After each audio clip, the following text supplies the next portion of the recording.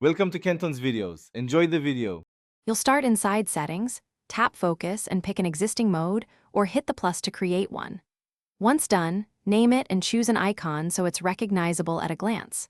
Make sure your iPad is updated and connected so changes sync. Next, pick whether this mode will silence notifications or only allow certain interruptions. This first choice defines how strict your focus will be, and it sets the tone for the deeper customizations we'll do next. Now customize who and what gets through. You add people to allow important contacts. Use emergency bypass for true priority.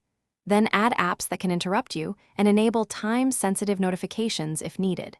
Use filters to limit mail accounts, Safari tab groups, and specific home screen pages. This reduces visual distraction. You can also enable smart activation or set schedules for automatic switching. As you configure, think about context, work versus personal needs, and adjust permissions accordingly. Final steps. Activate the focus from Control Center to test it and watch the lock screen for the mode icon.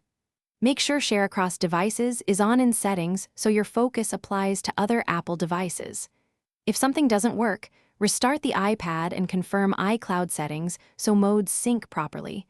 Double-check allowed people, apps, and schedules in the mode settings.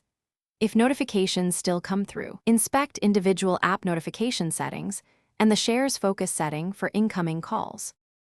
Thanks for watching. Consider subscribing if we helped you.